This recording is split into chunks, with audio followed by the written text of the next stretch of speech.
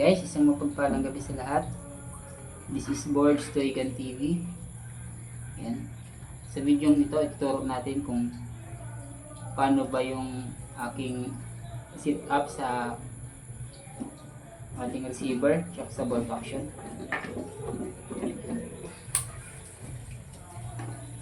Tanggalin muna natin.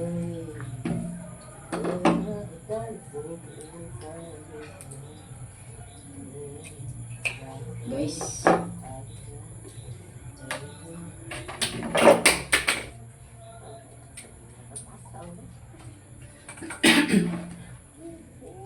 yung mga kailangan natin, syempre T na 3/4, ayan, tsaka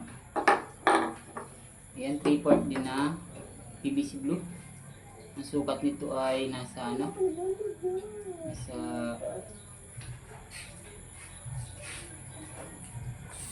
155 mm.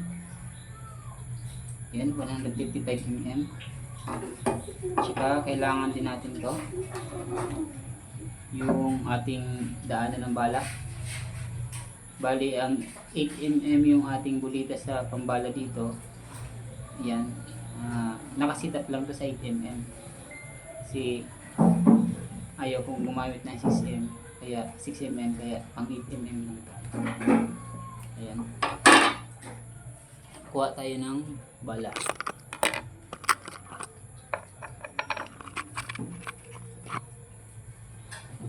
Ito guys, ang sukat nitong aluminum na 6 mm, pero yung manipis lang yung thickness nito, 1 mm lang yung thickness. Ayan, ang sukat nito ay 90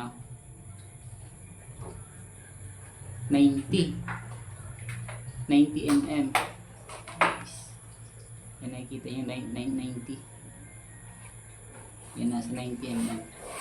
Tapos yung sukat naman ito, yung butas, yung para sa ito 7 mm lang yung nito, yung laki, yung di lang malaglag tong bala. Yan. Kapag pinasok niyo siya dito, ayan, hindi siya malalaglag yan sa loob. Ayan, sakto lang siya dyan. Ayan.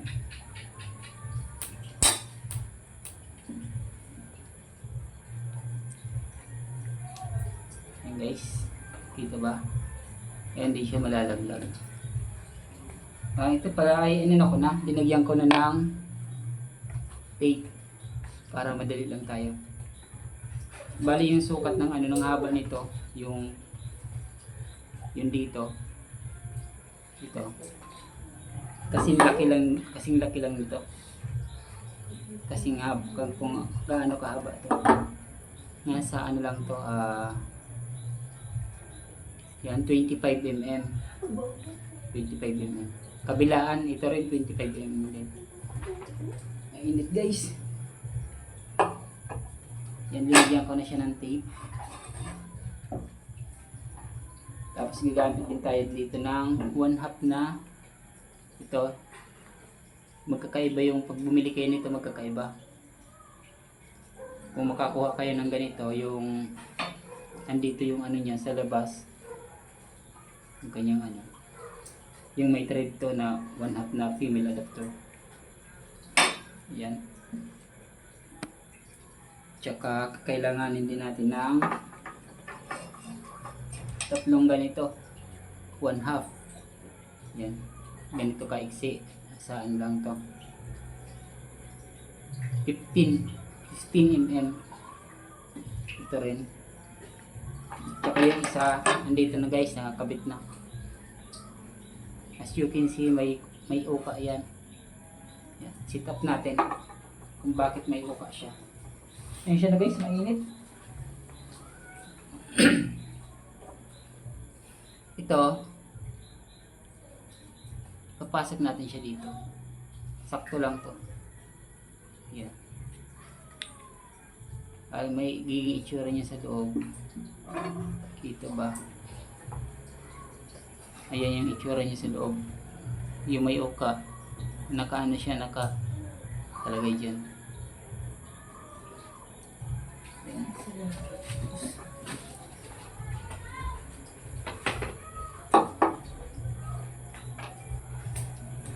Ito isang malaki, dito yan sa gitna. Support. Ito naman na isa. Dito siya. Dito. Ganyan. Ito isang malaki dito.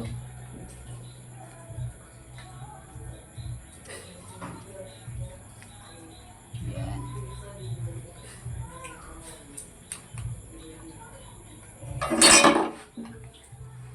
Tinago ko pala yung ulo mo sa Yan, may ilaw pa. Makita. Ayan, kita nyo na. Yan yung yung kanyang sa loob. Ganyan. Kakabit natin. Ito, dito to.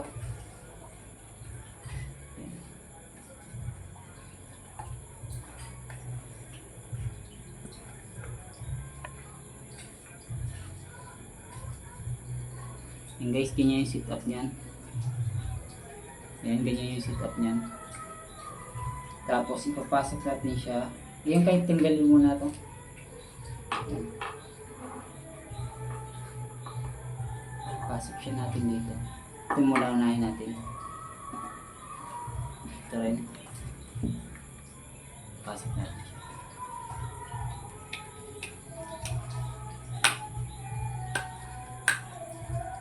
Yan guys. 15mm din lang yung nito, yung allowance. Nasa inyo na naman kung gusto yung lakihan ng konti. Basta sa akin yung 15mm lang yan. Tapos ito, yan, papasok natin. Ito ba muna pala. Ito guys, yung medyo malaki, yan dito siya. Yan dito siya. Hindi muna natin i-fix para makuha na nyo ng tamang idea. Tumutulog pawis ko. Hindi. Ito naman, dito siya para sa stopper ng sa stopper ng ating yung bolt action. Yan, ganyan siya. 0-0 lang naman yung mga yung butas niyan. Kaya madali lang sundan, ay madali lang ipasok. Yan. Yan guys. Ito na yung itsura niya sa loob. Ayan, kita ba? Ayusin natin. Yan. Ganyan na siya.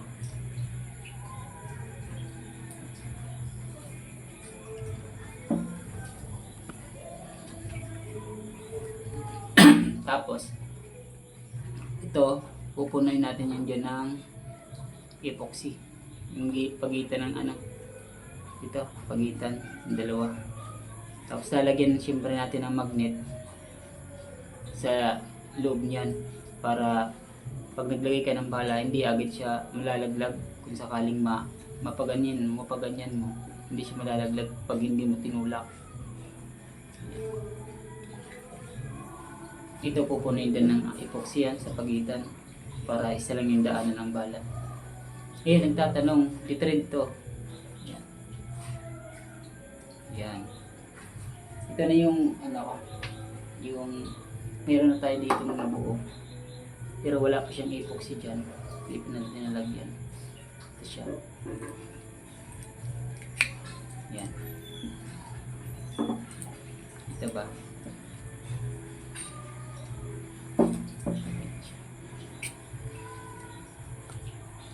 Medyo matigas pa ng konti kasi dito natin nalihan ng mais yung ating tumutulak ng bala. Pero 0-0 lang yan. As dito naman, sinasabi ko sa inyo, lalagyan ng magnet. Yan, magnet yan. Pag linagay nyo yan dyan, Hindi yan basta-basta nilalaglag.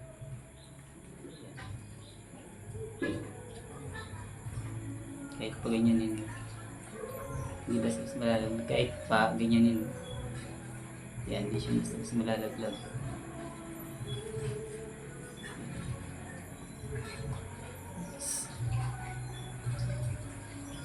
Tapos, kung di mo siya itutulak, ayan, baka malalaglag dito. Malalaglag siya dyan. Hindi mo siya itutulak, yan na siya. Tatanong, naka-thread. Paano nga ba papasok yun yung bala sa barrel? Yan. Ito siya guys. Halimbawa, ito yung barrel natin. Yan. Yung nandito niya, female adapter na 1/2. Yan, nandito naman, male adapter na 1/2. Kunyari lang to barrel, ito yung barrel. Pero dapat, ganito yung setup niya. Pero hindi ito barrel talaga nito. Doon to sa isang ginagawa ko. Abang lang to ng silencer. Pag pinasok siya dyan, yan, pasok natin. Pero wala pa siya dyan magnet. Yan, siyempre lalagyan natin yan ng magnet. O kaya kung anong gusto nyo stopper. Lagi kasi ginagamit yung magnet. Dinadamihan ko lang para di siya malaglag. Yan. Lalagyan siya ng magnet dyan. Bahala na kayo dumiskarte kung paano nyo ilagay yung magnet. Kung pwede nyo dito sa may unahan, pwede nyo rin dito, nasa inyo yan.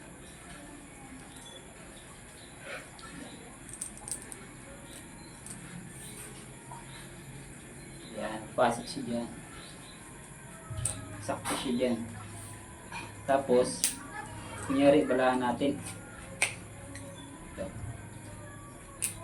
Since wala pang magnet yan, ay yung bala, pag kinasa mo siya, yan, papasok na siya dito. Yan.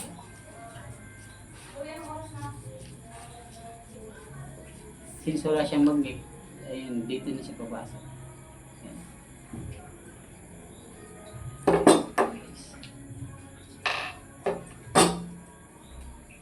Tanggalin mo natin.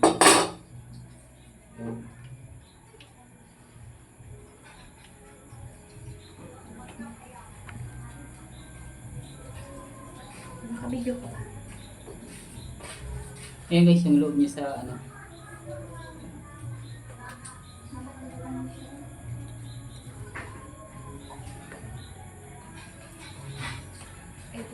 Kasi ito yung magsasalubong sa loob.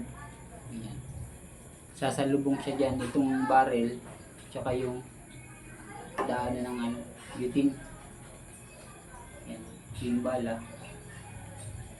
Ayan, pasok siya dyan. Ayan. Dito na siya sa barrel. Ito yung itsura niya. Sa loob.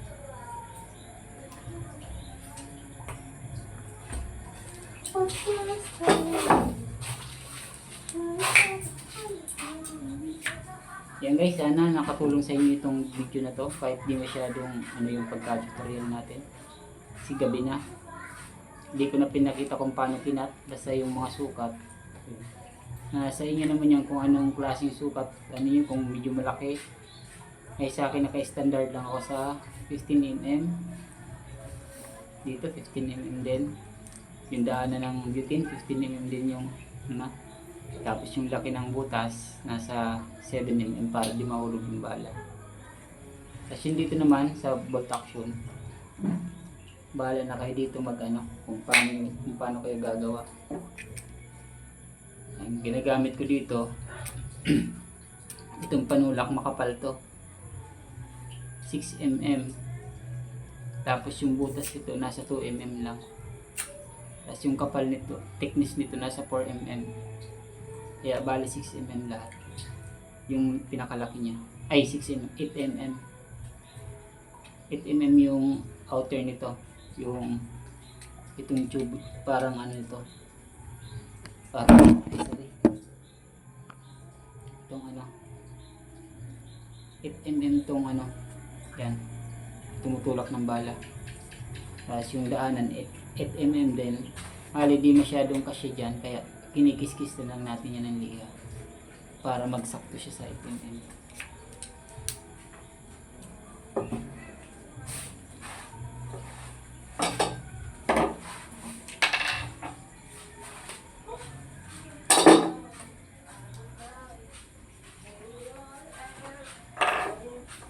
Ito yung magiging itsura niya guys pag ano.